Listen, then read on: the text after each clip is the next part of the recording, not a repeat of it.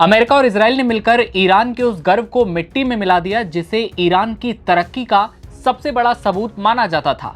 Tehran और करज जैसे दो बड़े शहरों को जोड़ने वाला रणनीतिक B1 ब्रिज पर एयर स्ट्राइक की गई, जिसके बाद यह पुल बीच से टूट गया। 37,000 करोड़ रुपए से ज्यादा की लागत से बना यह पुल, जिससे ईरान अपनी ताकत पूरी दुनिया को दिखाता था, वो युद्ध की भेंट चढ़ गया, मलबे में दब चुका है। ट्रंप नेतन्याहू के हमले के बाद पूरे इलाके में अफरा तफरी मचती है, बिजली गुल होती है, ट्रैफिक ठप पड़ता है और कई लोगों की मौत की खबर सामने आती है। इस हमले के बाद दुनिया के चौधरी, अपने आप को सदी का नायक कहने वाले लेकिन कई लोगों की नजर में खलनायक और सरफिरे माने जाने वाले अमेरिका के राष्ट्रपति डोनाल्ड ट्रंप साहब ने खुली चेतावनी दी।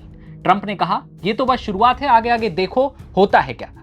इस हमले से साफ है कि ये लड़ाई अब सिर्फ सैनिक और हथियारों तक नहीं, अब सड़कें, बिजली घर, पुल, यानी वो सब कुछ जो एक देश को चलाता है, जिससे आम आदमी जिंदा रहता है, सांस लेता है, यानी कि ईरान की लाइफलाइन भी हमले की जद में आ गई है। इसे इंफ्रास्ट्रक्चर वॉरफेयर कहते हैं। दुश्मन देश को अंदर से कमजोर करने की रणनीति, हमला इतना सटीक, घातक कि इसने पूरी दुनिया को सन्न कर दिया।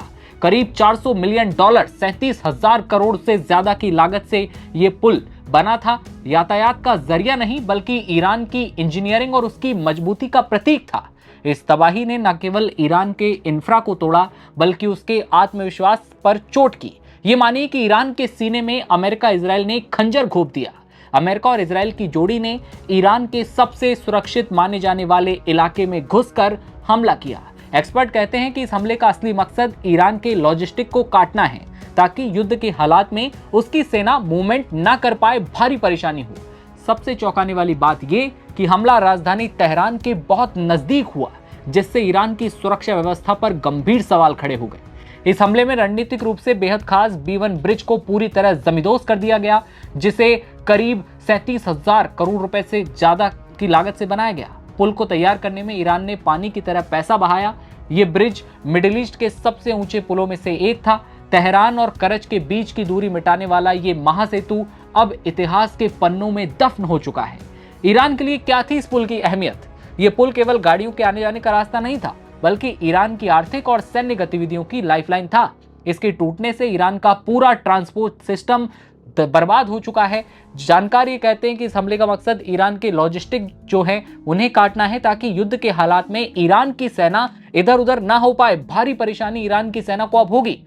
ईरान की सुरक्षा व्यवस्था की पोल खोलकर रख दी है नेतन्याहू और ट्रंप ने। दुश्मन अब ईरान के घर के अंदर घुस चुका है और हमले कर रहा है। बताया जा रहा है हमला इतना तगड़ा था कि पुल के उड़ते ही ईरान के कई महत्वपूर्ण इलाके पूरी तरह अंधेरे में डूब गए, बिजली ग्रिड ठप हो गया। ये कार्रवाई ईरान के लिए एक बहुत बड़ा आर्थिक झटका साबित हुई।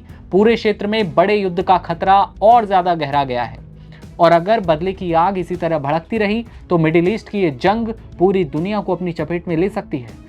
ये बड़ा पुल उड़ा दिया गया है, जिसकी पूरी खबर हमने आपको बताई है। 2 लोगों की मौत की खबर सामने आ रही है। बताया गया कि जब ये पुल उड़ाया गया, इस पर जैसे ही हमले हुए, इसके बाद जब बचाव कर्मी वहां पर पहुंचे तो उन पर हमला किया गया।